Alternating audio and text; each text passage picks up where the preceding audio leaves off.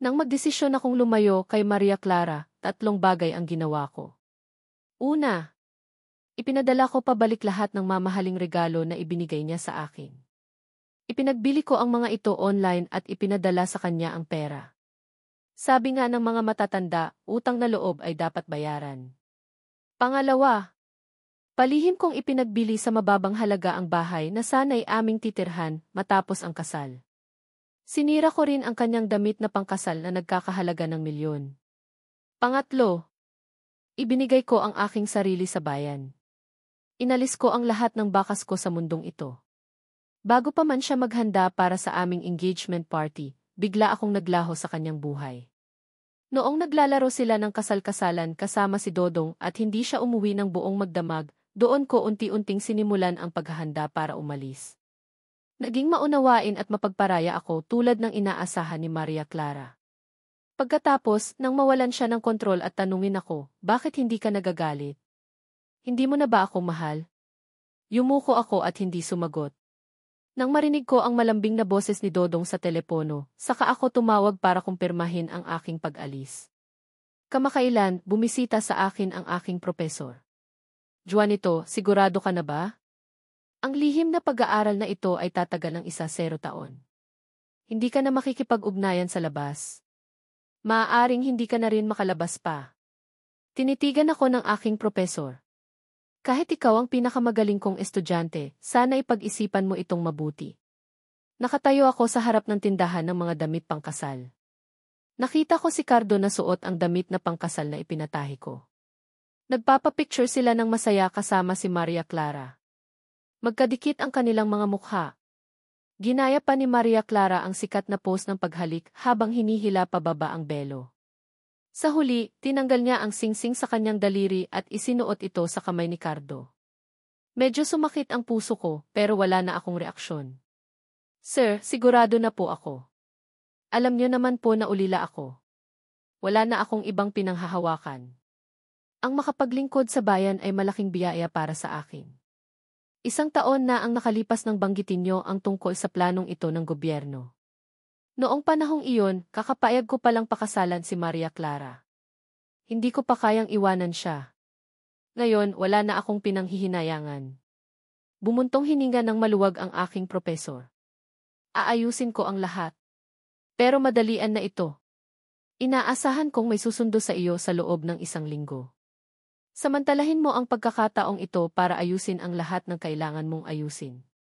Ayokong may maiwan kang pagsisisi. Pagkatapos kong ibaba ang telepono, narinig ko ang boses ni Cardo sa loob. Ate Clara, ang ganda mo. Gustong-gusto ko tong damit. Ang damit na suot ni Cardo ay ipinatahi ko sa isang sikat na designer. Inabot ng ilang buwan bago matapos. Nagkakahalaga ito ng milyon. Isa lang ang gawa. Hindi ko pa nasusuot. Isang damit lang yan. Basta't gusto mo, sabi ni Maria Clara habang hinahaplos ang ulo ni Cardo. Baka magalit si Kuya Juanito kapag nakita niya yan. Subukan ko lang sandali, ate. Hindi ko na kasi yan masusuot sa susunod. Sira! Magkakaroon ka rin ng girlfriend, tapos magpapakasal ka at magsusuot ka rin ng damit na pangkasal. Nagtawanan silang dalawa na parang walang ibang tao sa paligid. Siguro dahil natatakot si Maria Clara na magkagulo na naman ako kay Cardo. Hindi niya ako pinagpaliwanagan. Nagkasal-kasalan lang kami ni Cardo. Huwag kang magalit, sabi niya. Kung dati, magagalit ako ng sobra. Baka hindi ko mapigilang punitin ang damit. Ayokong may magsuot nito. Pero sa pag-iisip na aalis na ako sa loob ng 1 linggo, napagpasyahan kong huwag nang palakihin ang issue. Umiti ako ng bahagya kay Maria Clara. Isang damit lang yan. Kung gusto niya, ibigay mo na sa kanya. May tatapusin pa akong trabaho sa lab, mauna na ako. Napatigil si Maria Clara. Nang gabing iyon, bihira siyang sumundo sa akin. May dala siyang maliit na cake na mangga. Alam naman niyang allergic ako sa mangga. Hindi pa rin niya alam na hindi ako mahilig sa mangga. Si Cardo ang gusto ng mangga. Natatakot siyang makalimutan nitong kumain kapag nagsimula na siyang magtrabaho sa lab, kaya dinalhan niya ito. Diretso agad siya sa punto. Gusto niya sigurong tanggapin ko iyon. Tumango ako at nagkunwaring masaya. Salamat. Hindi inasahan ni Maria Clara na wala akong sasabihin. Sa daan pa uwi, tinanong niya ako, Juanito, galit ka ba sa akin? Nag-iisip ako tungkol sa mga data ng eksperimento na kailangan kong tapusin at ipasa sa aking mga estudyante. Hindi ko narinig ang sinabi niya. Sumagot lang ako ng ha? Pasensya na. Nawala ako sa isip. Ano nga ulit yung sinabi mo? Siguro dahil napakalayo ng boses ko, bigla siyang nagpreno. Humarap siya sa akin. Galit ka pa rin ba dahil sa damit? Medyo naguluhan ako. Hindi ah. Bakit mo naman naisip yan? Tumingin si Maria Clara sa akin ng ilang segundo. Nang makumpirma niyang kalmado lang ako, pinaandar niya ulit ang sasakyan. Pero may bahid na nang hinanakit ang boses niya. Juanito, hindi ka naman ganyan dati. Totoo yun. Matapos magtapos si Cardo at bumalik sa Maynila, nagbago kami ni Maria Clara. Maraming beses kaming nag-away dahil sa kanya. Palaging sinasabi ni Maria Clara na kapatid lang ang turing niya kay Cardo. Sabi niya, wag akong mag-isip ng kung ano-ano. Noong pinakamalala naming pag-aaway, nagalit siya. Tinuro niya ako.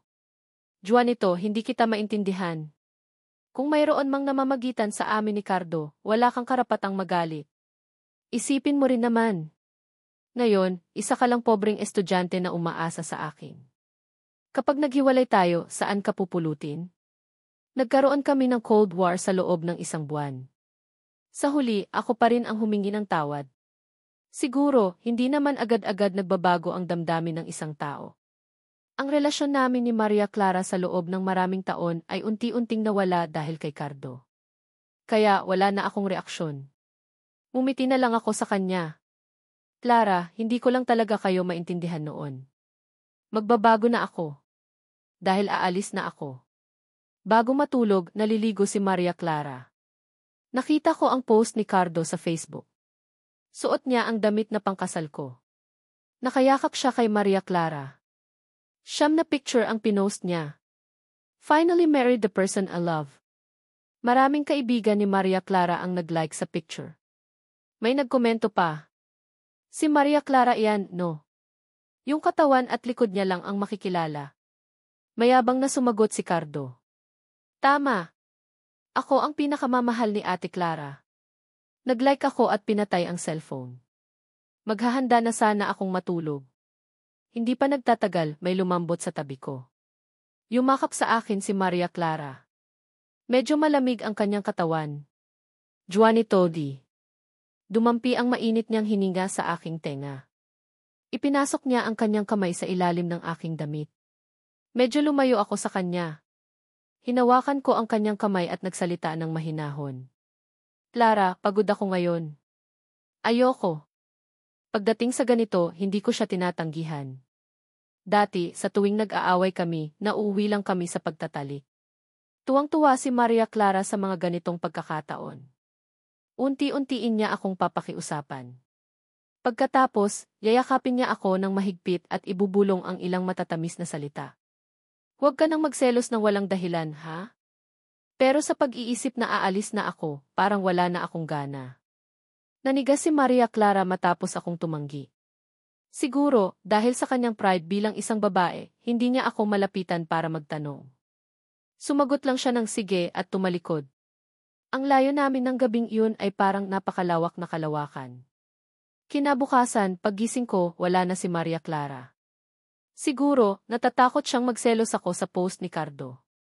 Hindi naman siya naghahanda ng almusal. Sa pagkakataong ito, naglagay siya ng toasted bread na sunog, itlog at gatas sa mesa. May nakasulat pa sa papel.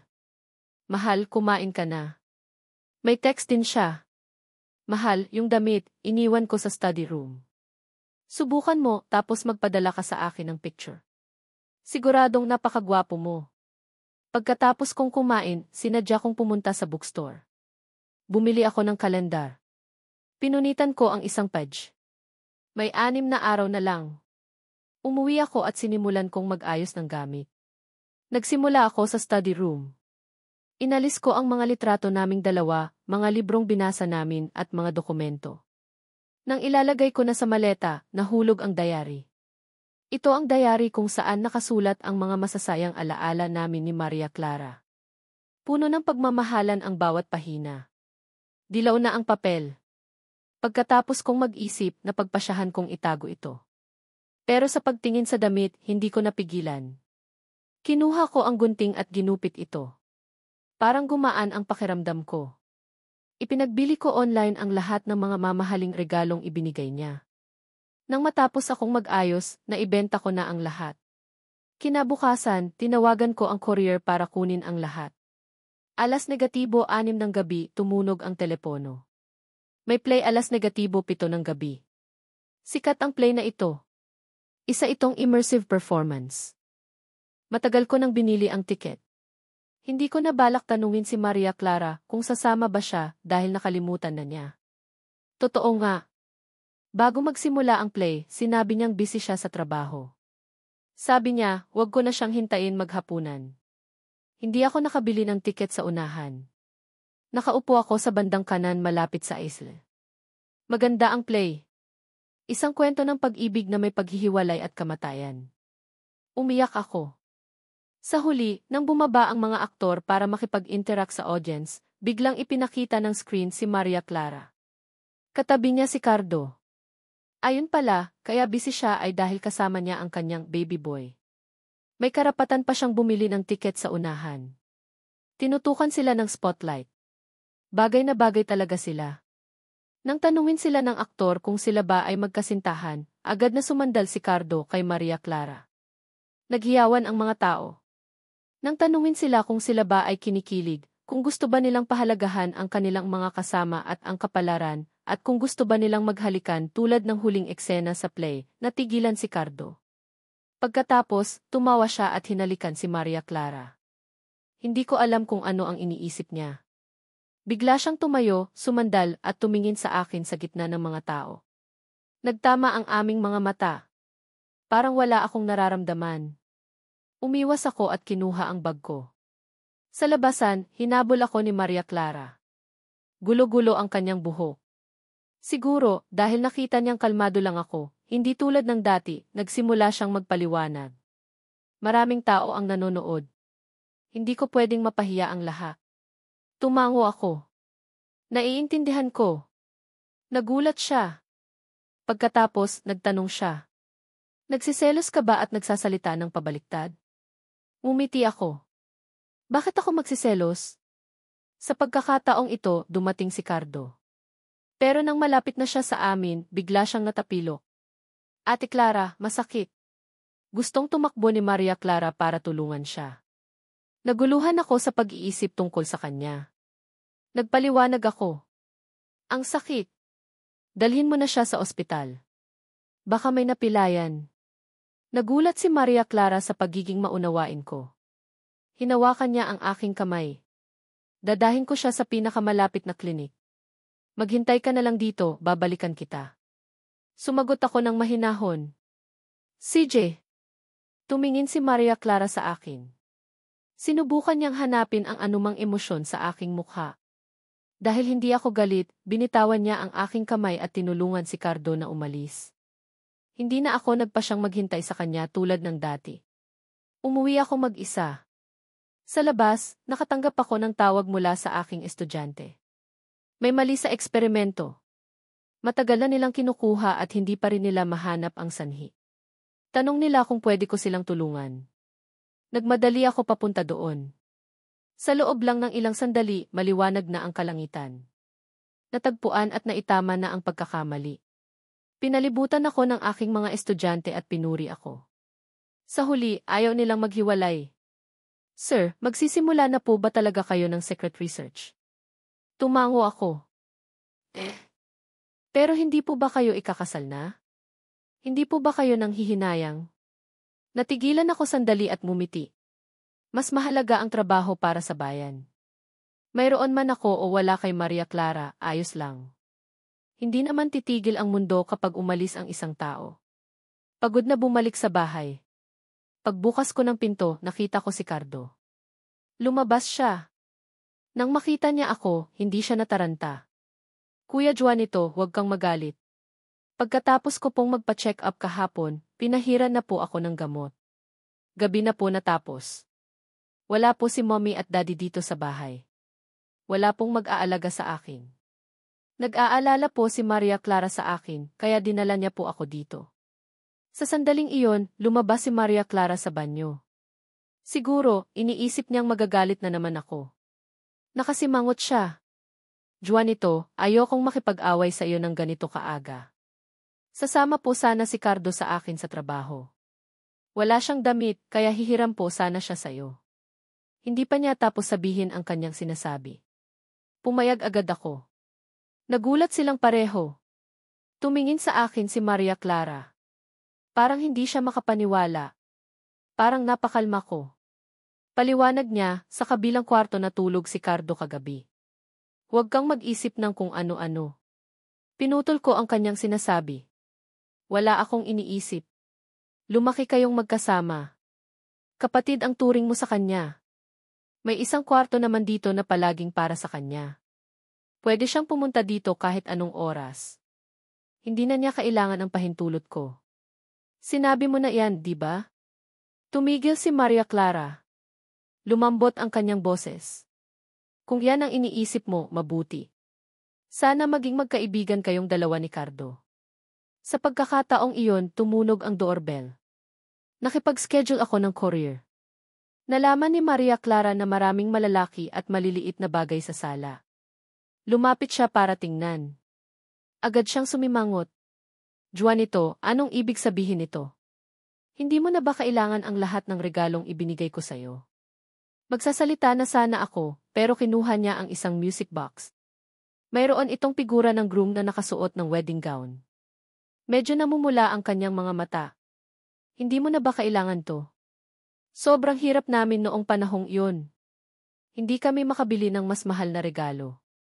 Pero nagpumilit ka pa ring pakasalan ako. Magiging groom daw kita. Naniwala ako. Pero sinampal ako ng katotohanan. Sobrang sikip ng love triangle. Hindi ko na kailangan yan. Para maiwasan ang hindi kailangang gulo. Mahinahon akong nagsalita. Sobrang nag-iisip ka na. Pinaremodel ko ang lahat sa mga eksperto. Bakit ayoko? Napanatag si Maria Clara nang makita ang aking kalmadong mukha.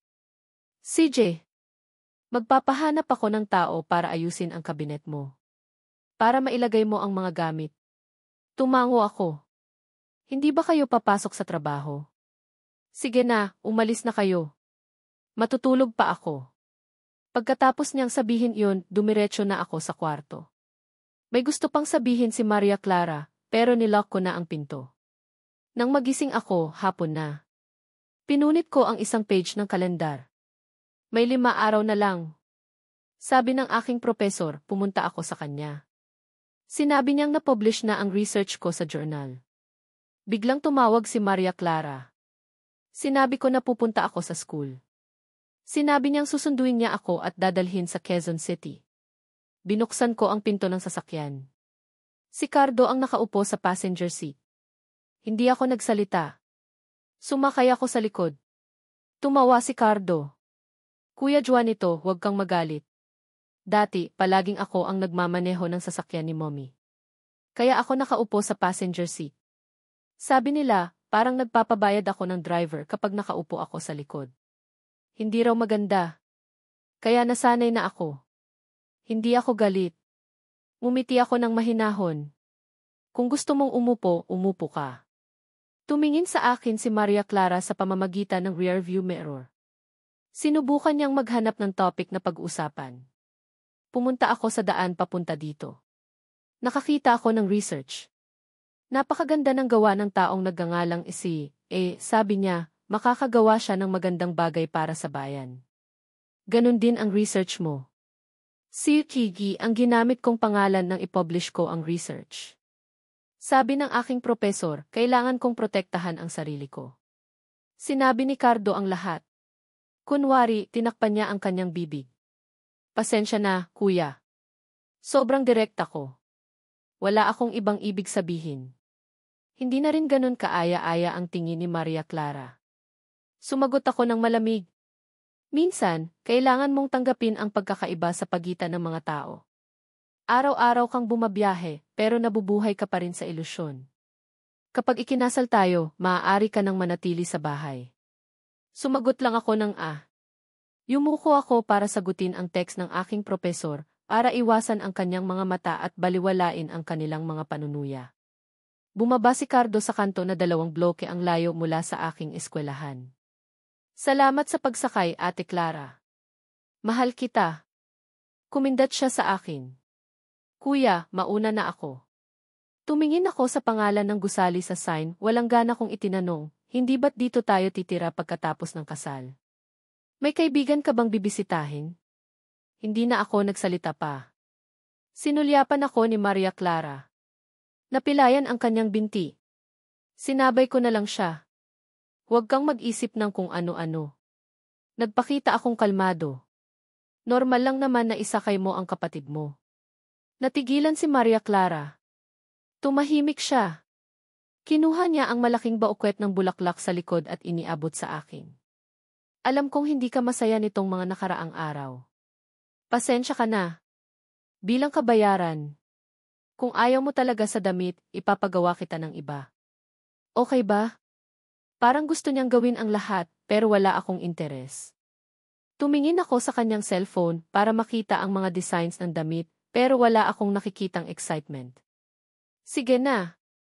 Hindi na importante sa akin ang mga yan. Mahinahon kong itinulak ang kanyang cellphone at ibinalik sa kanya ang bulaklak. Ikaw bahala. Hinanap ako ng aking propesor. Nang akmang lalabas na sana ako, hinila ako ni Maria Clara. Juanito, ano ba ang nangyayari sa'yo? Punong-puno ng pagtataka ang kanyang ekspresyon. Maihalong pagkalito at kawalan. Ano? Lalayo na sana ako, pero ayokong makipag-away sa kanya, kaya tinapik ko ang kanyang kamay. Mag-usap tayo kapag tapos na ako. Okay ba? Pinuri ako ng aking propesor. Maganda raw ang aking research. Pero nag-aalala pa rin siya. Nakakabagot daw ang buhay sa Research Institute. Kaya ko raw ba ang ganoong buhay na puro experiments at pag-aanalisa ng data? Tumango ako. Sa pag-iisip sa mga pang-aapi ni Maria Clara sa akin sa kotse, sinabi ko sa aking propesor ng seryoso para mapanatag siya. Sigurado akong hindi kita ipapahiya. Isa kang government-appointed researcher. Isa kang magaling na talent. Paano kita mapapahiya? Napakaswerte ko nga at nabigyan ako ng pagkakataong ito. Paglabas ko ng opisina, nakita ko ang aking estudyante na nakatayo sa bintana. Tinanong ko siya. Galit niyang sinagot. Kuya, hindi ba't siya ang girlfriend mo? Nakita ko siyang nakikipag-date sa ibang lalaki. Bakit wala kang ginagawa? Hindi ba't pagtataksil yun? Tinapik ko siya sa balikat at sinabing, okay lang. Kapatid niya iyon. Kapatid? Ulila si Maria Clara.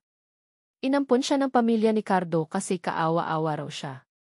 Pagkatapos niyang magtagumpay, tumutulong din siya sa kapatid niya. Normal lang yun. Agad na nagalit ang aking estudyante. Napakakatawa. Mga seasoned veterans lang kayo na naglalaro ng kung ano-ano. Kuya, isa siyang tea green tea. Aalisin ko ang kanyang maskara para sa'yo. Agad ko siyang hinila. Huwag kang gagawa ng kalokohan. Nagkagulo na rin ako dati. Tiningnan lang ako ni Maria Clara ng malamig. Juanito, hindi kita maintindihan. Hindi ba't alam mo ang relasyon namin ni Cardo? Bakit ka pa rin nagsiselos? Nakakatawa ba ako? Hindi nga nakakatawa. Ayokong magkagulo bago ako umalis, kaya sinabi ko sa aking estudyante, 8 araw na lang, aalis na ako. Huwag mo munang sabihin sa iba. Magpapakasal pa ba kayo? Umiling ako. Hindi na. Aalis na rin naman ako. Pagkasabi ko noon, nagsalita si Maria Clara. Juanito, saan ka pupunta? Hindi ko alam kung narinig niya ang sinabi ko.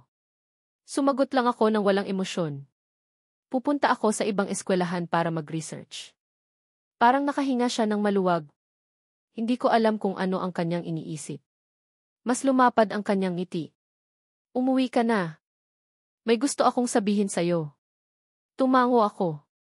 Sinabi ni Maria Clara na naglaan daw siya ng 2 araw para magbakasyon kasama ako. Gusto mo raw makita ang paglubog ng araw?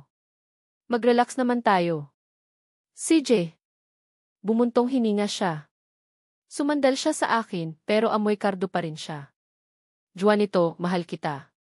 Kaya, kapag hindi ka masaya, sabihin mo sa akin, ha? Okay ba? Tumango ako. Okay. Pangako kong magiging mas malapit ako sa'yo. Hindi kita papabayaan. Pinaniniwalaan kita. Ginawa ko ang gusto niya ng may pag-unawa at pagpaparaya. Pinagkakatiwalaan kita. Pero noong ika-negatibo 3 araw, hindi na naman dumating si Maria Clara. Nagpadala siya ng text. May biglaang lakad sa trabaho.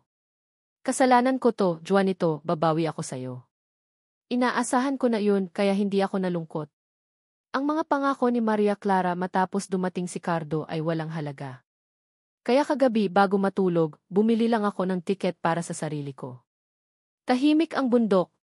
Nakahiga ako sa duyan habang nakikinig sa mga kulisap. Kumalma na ang aking pakiramdam. Bago matulog, nakita ko ang post ni Cardo sa WeChat. Wow, wow, wow. Ipinagdiriwang ng parents ko ang kanilang 25th anniversary.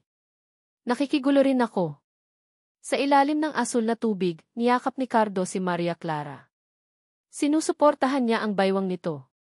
Takot daw siyang maubusan ng oxygen. May mga isda sa paligid nila. Masayang-masaya silang nagtatawanan. Ayon pala, may lakad sa trabaho. Pupunta pala siya sa anniversary ng mga magulang ng iba. Nang natitira na lang ang 3 araw, nakita ko na ang paglubog ng araw at naghanda na akong umuwi. Sinimulan kong ayusin ang mga gamit na natitira. Ang mga crafts ko, ang clay dolls na ginawa namin ni Maria Clara, ang picture wall sa sala, ang strange box sa kwarto. Ipinagbili ko ang mga gamit. Nang hapong iyon, wala nang masyadong gamit ang bahay. Naalala kong may mga gamit pa sa bagong bahay. Plano kong ayusin ang mga iyon. Pagdating ko doon, nalaman kong pinalitan na ang aking password. Sinubukan ko ng maraming beses, pero hindi ko pa rin mabuksan. Sa huli, kinailangan kong tumawag ng locksmith. Pagpasok ko, bigla akong natigilan. Hindi ang walang lamang bahay ang nakita ko. Ang nakita ko ay isang kwartong punong-puno ng mga gamit ng lalaki. Sa picture wall sa sala, ang mga litrato ni Cardo at Maria Clara. Ipinamigay ko na ang aking mga cactus at plants na naglilinis ng hangin. May yoga mat sa balkonahe at nakasampay roon ang kanyang underwear. May mga snacks sa mesa. Kahit yung chips na hindi niya pa naubos, nakakalat sa duyan na pinili ko. Maging sa master bedroom, pinamigay ko na ang aking mga damit. Puno na ng mga damit ni Cardo at mga damit ni Maria Clara ang mga kabinet. Kung hindi mo alam, iisipin mong bahay nila ito. Naalala ko nang sinundo siya ni Maria Clara. Naalala ko nang bumaba siya ng sasakyan. Yung malambing na tingin niya sa akin. Ayun pala. Naiintindihan ni Maria Clara ang eco-habitation. Hindi pa siya nakatira sa bahay, pero pinatira niya na ang ibang tao. Nagsimulang sumakit ang ulo ko. Gusto ko talagang makipag-away. Hindi dahil mahal ko pa siya, kundi dahil sa disgusto. Pero pagkatapos kong mag-isip, hindi na kailangan. Palagi naman niyang pinapaboran si Cardo. Bakit ko papapahirapan ang sarili ko? Ginamit ko ang perang mana mula sa aking mga magulang para bilhin ang bahay at nakapangalan ito sa akin. Aalis na rin naman ako, hindi ko na kailangan ang bahay. Tinawagan ko ang agent. Hiniling kong ipagbili niya ito sa madaling panahon sa halagang 20% na mas mababa sa market price. Maraming tao ngayon ang nagbebenta ng bahay gamit ang maikling video. Dahil maayos ang pag-aalaga sa bahay at wedding house ito, agad silang nagpunta para kunan ito ng video. Bago sila umalis, idinagdag nila ako sa WeChat group. Sa ganitong lokasyon at presyo, tiyak na maibebenta raw ito sa loob ng 1 araw. Kailangan ko raw ihanda ang mga papeles. Paano ang mga gamit? Kailangan mo pa ba? Tanong ng agent bago umalis. Tumingin ako sa bahay na pinaghirapan kong ayusin. Sumagot ako, pakiayos na lang. Babayaran ko kayo. Nakaupo ako sa sala habang inaayos ang mga natitirang data. Biglang tumunog ang doorbell. Sinabi sa akin ng katulong ni Maria Clara na nag-inom daw siya at lasing. Natawa ako. Para mas maging totoo ang kanyang kasinungalingan, dinala niya ang katulong para mag-perform. Siguro para mas maging maganda ang performance. Totoong lasing si Maria Clara. Sinabi ko sa katulong na ihiga si Maria Clara sa sofa. Hindi ko man lang siya kinumutan. Naglakad ako papunta sa kwarto. Kinabukasan, paggising ko, alalabas lang ni Maria Clara sa banyo. Nang makita niya ako, nagreklamo siya. Juanito, bakit mo ako pinatulog sa sofa magdamag? Kumindat ako. Anong gusto mong gawin ko? Paano kung sipunin ka? Naalala ko nang nagsisimula pa lang si Maria Clara sa kanyang negosyo. Sobrang sipag niya. Madalas siyang natutulog sa maliit na opisina. Nag-aalala ako sa kanya. Sa tuwing natutulog siya, palagi akong naghahanda ng kumot at heat pack. Palagi rin akong may mainit na tubig sa thermal flask. Pero tila nakalimutan na niya. Pagod na pagod din ako noon. Nag-aaral din ako. Para lang magmahal, kailangan mong magsikap para maalagaan ang ibang tao. Pero gusto ko nang umalis ngayon. Wala na akong pakialam sa kanya.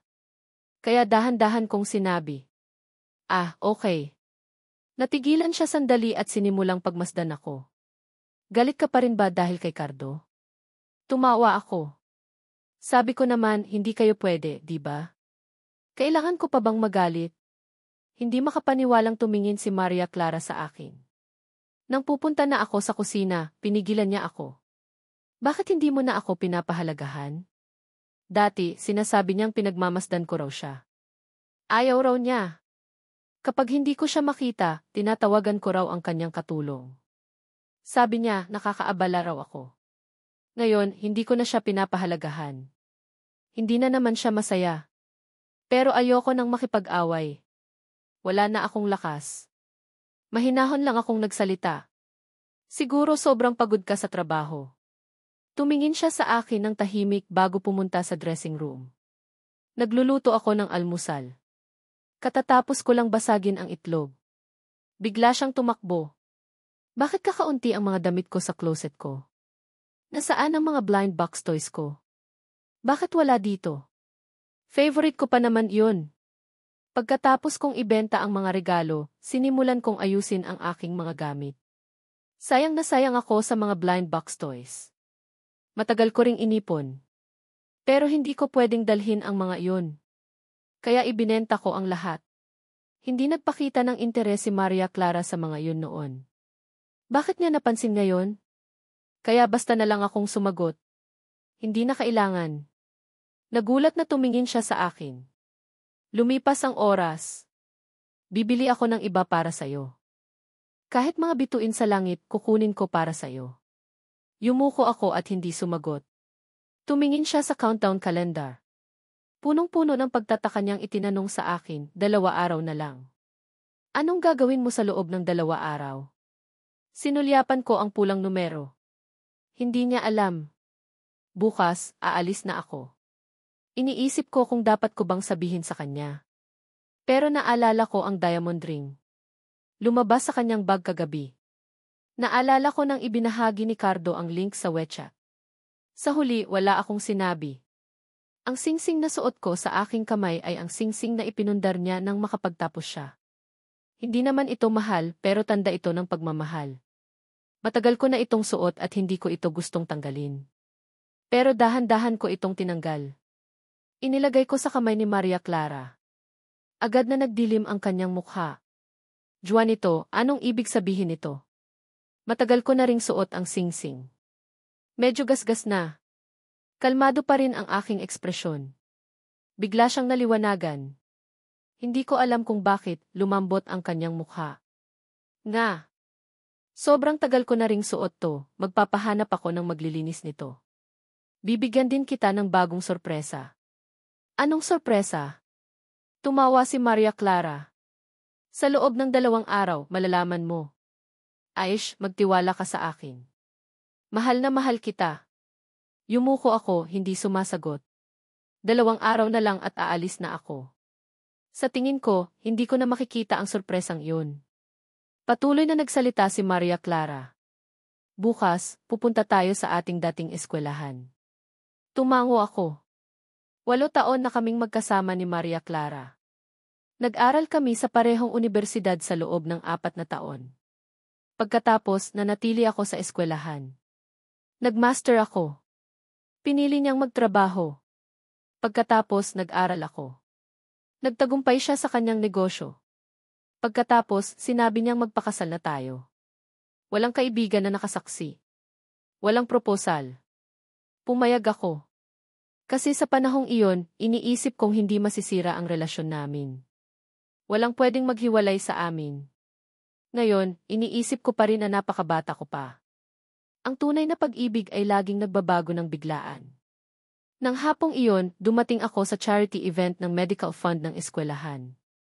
Hindi ko inasahan na pupunta rin si Maria Clara. Sa backstage, tiningnan niya ako ng may pagmamalaki. Sa araw na iyon, nakita ko ang artikulo. Agad akong nakipag-ugnayan sa partner. Sumali ako. Kung mas matagal pa, hindi na ako makakasali. Juanito, kilala mo ba ang taong nagngangalang Ki? Pwede mo ba akong tulungang makausap siya? Gusto ko siyang kunin para maging ambasador ng aking kumpanya. Tumingin ako sa kanya ng tahimik. Sa ilang sandali, gusto kong sabihin sa kanyang ako ang taong tinutukoy niya. Pero narinig ko siyang nagsalita. Paano mo siya makikilala? Pwede lang maglaro ng mga genius. Paano kang magkakaroon ng karapatang makilala siya? Gusto kong magsalita. Pero hindi ako nagsalita. Hindi. Mukhang inaasahan niyang sasabihin ko iyon. Ngumuso siya. Nabalitaan kong may listahan ng mga taong pinili. Pupunta sila sa secret units ng gobyerno para mag-research. Siguradong kasama si CE doon. Tama. Sumagot ako ng madalian. Lumapit sa akin si Maria Clara. Alam mo ba ang listahan? Sa pagkakataong ito, may dumating na estudyante para tawagin ako. Kuya, sinabi ng aking propesor na kunan ka na ng litrato. Maraming gustong makipag-picture sa'yo. Kapag hindi ka nagpakuha, wala na silang pagkakataon. Pumayag ako. Nang tumayo ako, hinawakan ni Maria Clara ang aking kamay. Wala namang mawawala kung magpapakuha ng litrato. Ngumuso ako at tinanggal ang kanyang kamay. Wala naman. Aalis din naman ang isa. Sino ang aalis? Nang humarap ako, nakita ko siyang nakatayo. Tumitig siya sa akin na may pagkalito. Maria Clara, aalis na ako. Hindi mo na kailangang malaman. Countdown, 1 araw. Muling nabigo si Maria Clara.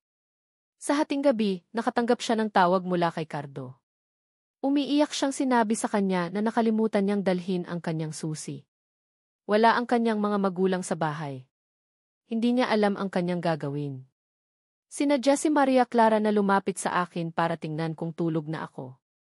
Nagkunwari akong natutulog ng mahimbing. Sa balkonahe, tumalikod siya sa akin. Mas malinaw ang boses niya sa madilim na gabi. Bakit ka umuwi? Hindi ka ba pinapayagan ng kuya mo na tumira sa bahay? Umiyak si Cardo. Bumalik na ako galing sa bakasyon at hindi ako nakapasok. Takot ako na malaman ng kuya mo na hindi siya matutuwa. Baka sa susunod, lilipat na ako. Kung gusto kong tumira ka roon, tumira ka roon. Okay lang yun. Maria Clara, ganito yun. Sobrang nakakatakot. Pakiramdam ko may sumusunod sa akin. Huwag kang mag-alala.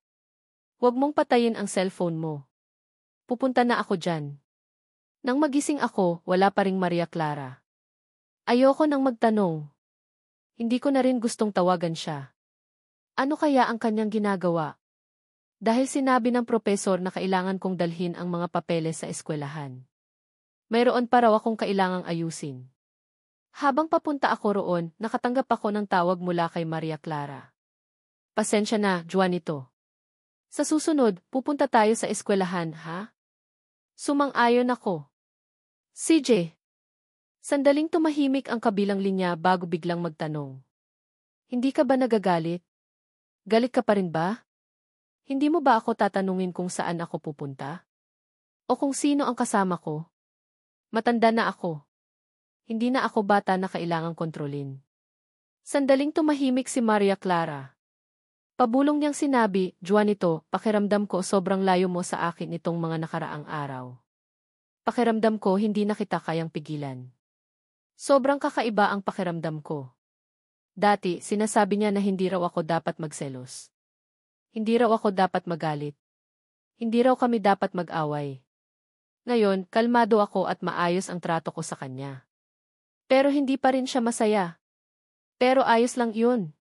Malalaman niya rin yun. Sa hindi importanteng mga bagay, walang emosyon ang mga tao. Juanito, hindi mo na ba ako mahal? Ang kanyang huling tanong ay sobrang hina. Sobrang hina na nang tumunog ang busina na wala na ito sa ere. Sa huli, bumuntong hininga siya. Juanito, hindi ako uwi ngayong gabi. Bukas, 9:00, susunduin kita. Magtiwala ka sa akin. Bibigyan kita ng mga araw na hindi mo makakalimutan. Bukas? Hindi ko na maaatim yun. Pero naiisip kong tiyak na mabibigo na naman siya. Kaya sumagot ako sa kanyang mahinang boses. CJ, sinabi ng aking propesor na aalis kami ngayong gabing 1:00 ng umaga. May susundo raw sa akin. Naayos mo na ba ang lahat? Narinig kong dati ka palang magpapakasal. Tumaas ang aking kanang kamay. Wala akong sing-sing. Tumawa ako at sinabing single ako. Tumango ang aking propesor. Juanito, sarado sa labas ang loob sa loob ng 10 taon. Kung may gusto kang paalaman, paalaman mo na. Baka hindi mo na sila makita. Sumagot ako. Noong tanghali, nagkaroon ako ng farewell party. Nagkulay pula ang mata ng aking kapatid. Kuya, humahanga talaga ako sayo. Gusto ko ring sundan ang iyong mga yapak. Tinapik ko siya sa ulo. Magsikap ka. Hihintayin kita doon. Hintayin mo ako. Susundan kita. Nang hapong iyon, tinawagan ako ng agent para pumirma sa kontrata. Nagulat ako sa bilis niya. Sabi niya, ito na raw ang internet age. Sobrang efficient na raw. Ang bumibili ay isang guro sa eskwelahang katabi. Kailangan lang niya ng malapit sa kanyang trabaho. Nagbayad siya ng isang bagsakan. Nagmadali akong nagpunta doon galing sa eskwelahan. Lumagda ako sa kontrata at kumpleto na ang mga papeles. Ako na lang ang kulang, kaya kailangan nilang kumuha ng letter of authority para magawa ng agent ang lahat. Nang gabing iyon, bumalik ako sa dati kong eskwelahan. Naglakad ako sa mga daang dati naming nilakaran ni Maria Clara. Sa totoo lang, nagkaroon din kami ng mga masasayang alaala. Sa athletics field, hinawakan ni Maria Clara ang aking kamay sa kauna-unahang pagkakataon. Namula ang kanyang mukha. Sa maliit na gubat, naghalikan kami sa kauna-unahang pagkakataon. Nalito ang aking isip. Sa silid-aklatan, nag-aral kami at nagngitian. Sa ilalim ng dormitoryo, niyakap namin ang isa't isa, at ayaw naming maghiwalay. Sa edad na 32, isinuot ni Maria Clara ang singsing sa aking kamay. Pula ang kanyang mata, sinabing pakakasalan niya ako. Para raw magkaroon ako ng magandang buhay. Sa edad na 35, nagtagumpay siya sa kanyang karera. Niyakap niya ako ng mahigpit. Kung gaano karami ang numero sa kanyang card, ganun din daw karami ang mga anak namin. Sa edad na 27, sinabi niyang, Juanito, magpakasal na tayo. Masaya kami. Wala kaming 7-year crisis. Mamahalin kita. Siya, ang kanyang puso at tingin ay nakatuon lamang sa akin. Pero sa edad na 28, dahil sa ibang lalaki, palagi na niya akong iniiwan. Hindi na ako ang kanyang first option. Naalala ko ang kantang Kevin, Do You Turn Around and Leave? Paano nga ba naglaho ng ganun kabilis ang masiging emosyon? At yung mga emosyong unti-unting sumisindi ay hindi pa rin tumitigil at kumukulo. Yumuko ako para punasan ang aking mga luha. Akala ko nakalimutan ko na ang lahat. Pero nang maalala ko ang mga taong naging bahagi ng aking buhay, nakaramdam pa rin ako ng kaunting kalungkutan. Pero ayos lang. Paginhawahin ko ang sarili ko. Normal lang sa mga tao yun. Ang oras ay mabuting gamot. Sa huli, lahat ay kukupas at makakalimutan. Pagdating ko sa bahay, inayos ko ang aking gamit. Tuluyang inalis ang mga bakas ko at tahimik na hinintay ang aking pag-alis. Nang tumama ang orasan sa 12:12, pinunit ko ang huling pahina. Sa blangkong pahina, sumulat ako ng isang pangungusap. Maria Clara, hindi na matutuloy ang kasal na ito.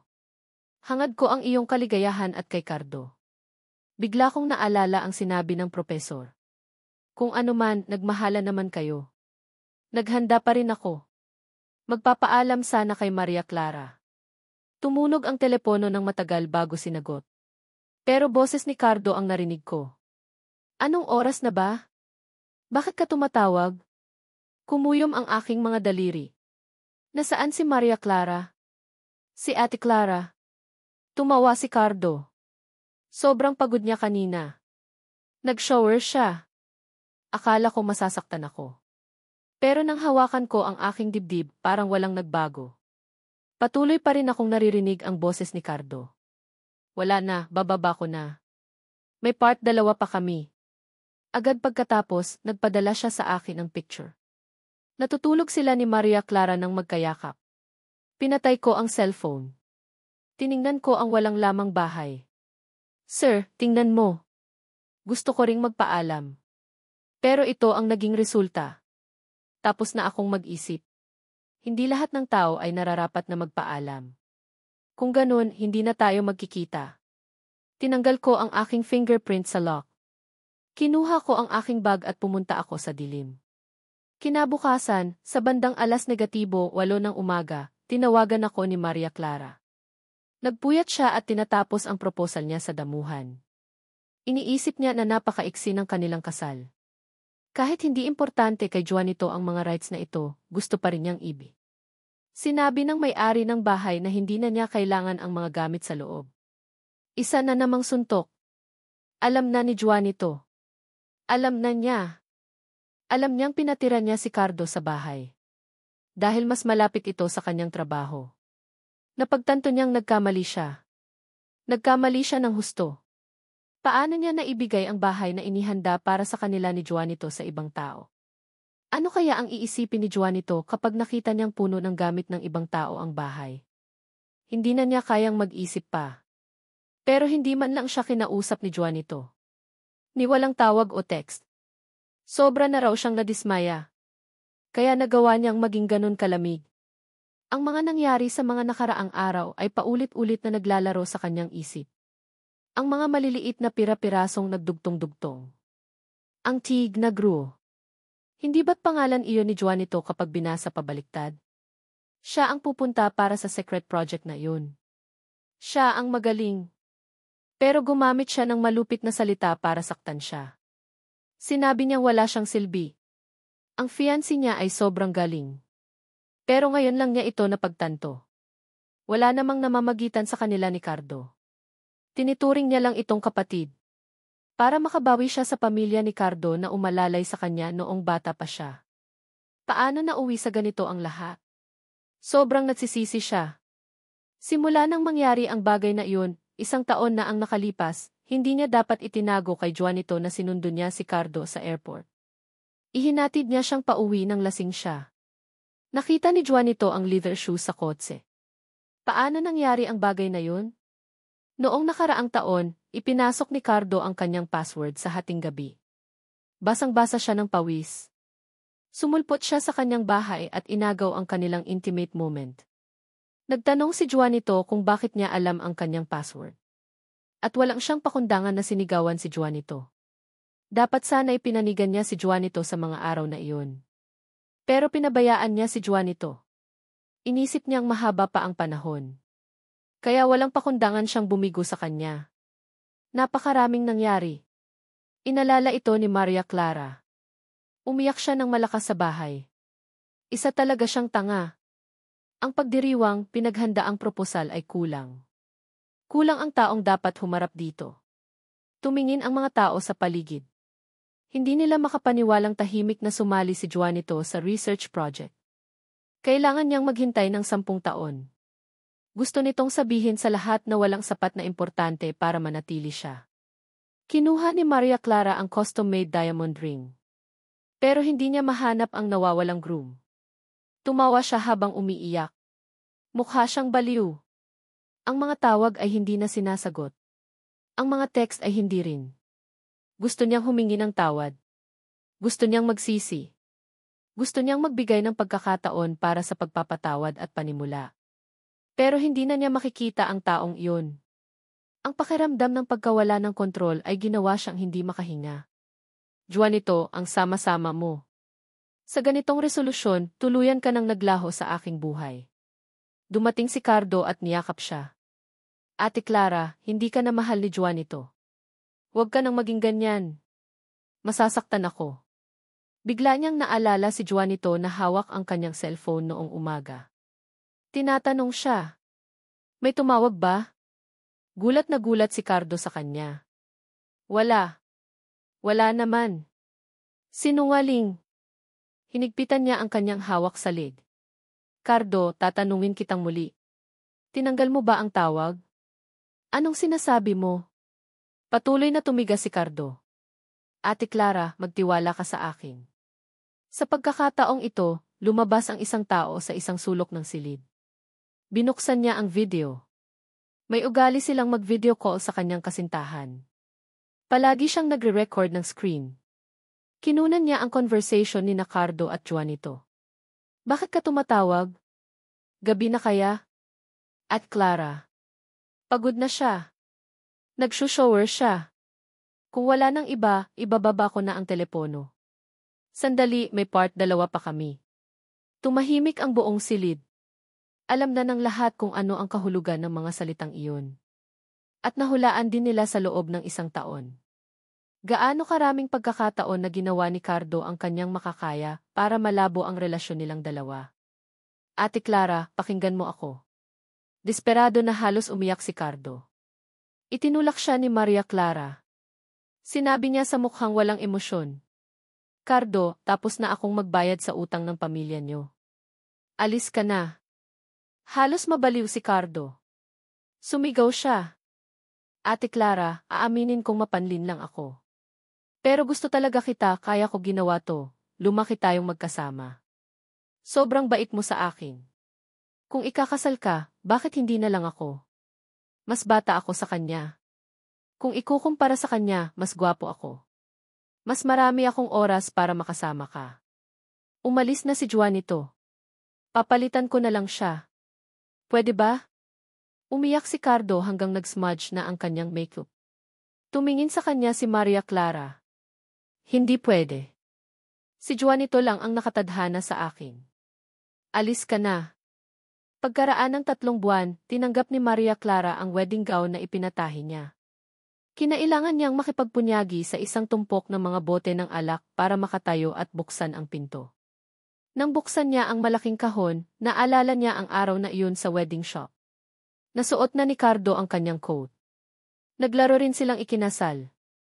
Nakita niyang tinatawagan ni Juanito ang mga taong nasa labas ng bintana. Kung mas maingat lang sana siya, tiyak na mapapansin niyang nawawalan na siya ng sparkle sa kanyang mga mata.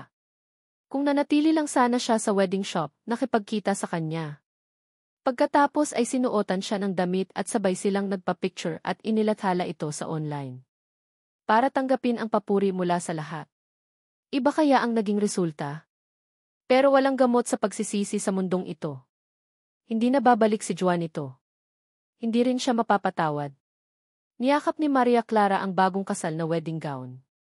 Umiyak siya ng malakas sa kanyang bahay na wala si Juanito. Nasa research institute ako sa isang bundok.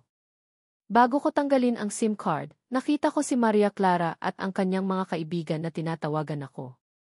May nagpadala ng picture sa akin ng proposal.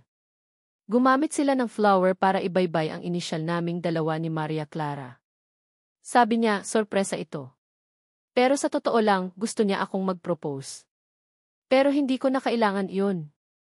Hindi ko na sinagot ang kahit sino. Tuluyan kong naisara ang walang silbing telepono. Ang oras sa Research Institute ay lumilipas ng sobrang bilis. Sa isang iglap, 10 taon na ang nakalipas. At ang mga gamot na pinaghirapan naming likhain ay nasa merkado na. Noong ika-negatibo 11 taon, ako at ang aking mga kasama ay inimbita para dumalo sa isang international academic conference. Mayroong bodyguards na nagbabantay sa aming paglalakbay. Pagkatapos, nakapanayam kami ng isang reporter. Nang paalis na ako, tinapik ako sa balikat ng isa sa aking mga kasamahan. Sir, may nakatingin sa'yo. Tumingin ako at nakita ko si Maria Clara. Hindi na siya ang dating babaeng punong-puno ng sigla. Hindi na rin siya ang babaeng punong-puno ng buhay. Ngayon, nasa middle age na siya at mas mukha na siyang matanda. Halos hindi ko na siya nakilala. Nagtama ang aming tingin. Lumabas sa aking isip ang maraming alaala. Pero pakiramdam ko nangyari ang lahat ng to sa ibang buhay. Habang nagmamadali siyang lumapit, pinigilan siya ng bodyguard sa tabi ko. Ako si Juanito. Maria Clara. Halos umiyak na siya. Juanito, please, kahit ilang minuto lang. Pagkatapos nilang suriin ang bagahe, sabay kaming nakaupo sa meeting room. Sa muling pagkakataong ito, wala talaga akong nararamdaman. Sa totoo lang, tungkol sa kanya, sinabi na sa akin ng aking kasamahan.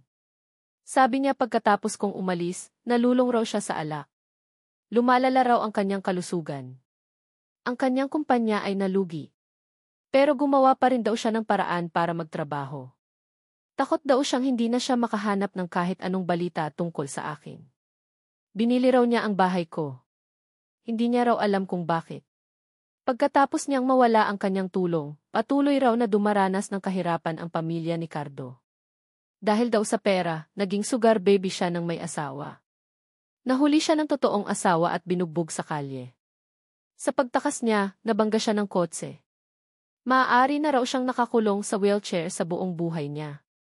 Sa pag-alam sa lahat ng ito, wala akong nakitang pagbabago. Sa ganitong estado ng bansa, hindi naman ganun kaimportante ang mga emosyong to. Nang nakita niyang malamig ako, nagpalit-palit ang boses niya. Juanito, pasensya na. Kinagat ko ang aking labi. Hindi ko na kailangan ang paumanhin na iyon. Sinusumbatan mo pa rin ba ako?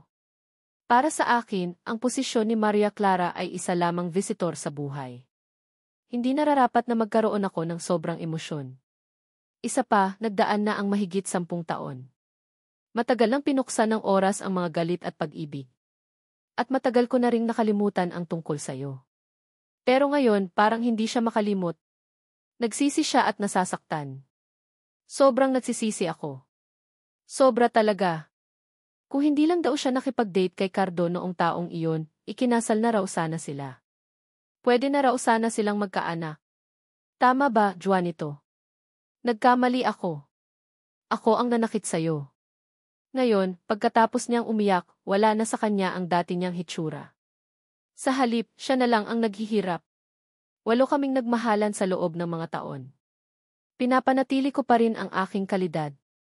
Hindi ko kayang sabihin sa kanya ang masasakit na salita. Isa pa, wala na talaga akong pakialam. Kaya sinabi ko lang ng mahinahon, tumingin ka na sa hinaharap. Sabi ni Maria Clara na nanginginig ang boses. Pero hinihintay pa rin kita. Sa buong buhay ko, hindi na ako mag-aasawa ng iba pa. Nagulat akong tumingin sa kanya. Tinignan niya ako. Ang kanyang mga mata ay punong-puno ng pagsusumamo. Para maantig ako at maiyak sa lalim ng kanyang pag-ibig. Juanito, pwede ba? Dahan-dahan akong nagsalita. Nakalimutan kong sabihin sa'yo. 3 taon na akong kasal. Agad na nawala ang pag-asa sa mga mata niya. Maingat na pumili ang bansa sa asawa ko na makakasama ko. Narinig ko habang nag-aaral pa ako, tahimik niyang pinangako na sasamahan niya ako. Nang marinig ko ang kanyang kahanga-hangang mga nagawa. Kaya't maraming taon kaming magkasama at sa huli nagpakasal. Isa rin siyang researcher. Sa pagkakataong ito, binuksan ng aking asawa ang pinto, bit-bit ang isang palumpo ng bulaklak. Nang makita siya ni Maria Clara, biglang nag-iba ang kanyang mga mata. Asawa ko. Mas bata siya sa akin ng 10 taon. Siya ay nasa edad na punong-puno ng sigla. Bahagya akong umiti. Naiintindihan ko. Gusto ng lahat ang bata. Lumapit sa akin ang aking asawa. Iniabot niya sa akin ang mga bulaklak. Pagkatapos ay tumingin siya kay Maria Clara ng may panunuya. Ang tanda mo na. Bumagsak ang ekspresyon ni Maria Clara. Hindi siya nakapagsalita sa loob ng mahabang panahon. Pakiramdam ni Maria Clara na naalis na ang laman ng kanyang puso. Agad na tumulo ang kanyang mga luha. Akala niya pagkatapos ng halos 1 dekada, magkakaroon ng pagkakataong patawarin siya ni Juanito. dahil 8 silang nagkasama sa pinakamagagandang taon. Pero hindi niya inasahan. Matagal na niyang nadaanan ang libu-libong bundok. Hindi lamang siya nagkaroon ng bagong buhay, nagkaroon din siya ng bagong kasama. Mas bata ang taong iyon at mas magaling sa kanya.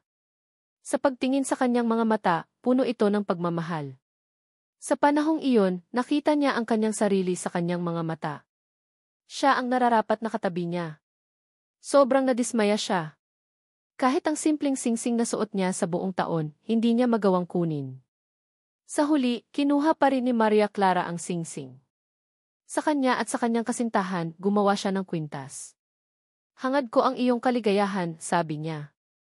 Sa malamig na titig ni Juanito, kaagad siyang nagpaliwanag. Wala akong ibang ibig sabihin. Hangad ko lang na mamuhay kang maayos. Maayos akong namumuhay. Sa pagpupumilit ng kanyang asawa, tinanggap ni Juanito ang kwintas na walang interes. Ang puso ni Maria Clara na naluluha ay tuluyang bumagsak. Hindi man lang siya nakakalimutan. Ang isa na minahal niya noon. Tinanggap ko ang kwintas. Malabo kong naalala ang mga dati. Noong taong iyon, wala kaming pera. Pero sa ilalim ng liwanag ng buwan, naghawakan kami ng kamay habang tumatawa ng matamis. Pagkatapos ay nagyakapan at naghalikan. Parang ang moment na iyon ay panghabang buhay. Pero ang damdaming iyon ay hindi kayang pagalingin. At hindi ko kailangan ang anumang nahuling tawad. Sa pinto ng meeting room, nilagay ko ang kwintas sa basurahan. Sa pagharap ko, nakita ko ang madilim at desperadong ekspresyon ni Maria Clara. Nakatayo siya roon ng nag-iisa. Parang kayang liparin siya ng isang hangin. Humarap ako. Mukhang nakita ko siya noong siya ay 22 taong gulang na tumatakbo sa akin. Puno ng kanyang sigla. Malumanay niyang hinawakan ang aking kamay at sinabing, "Gustong-gusto kita."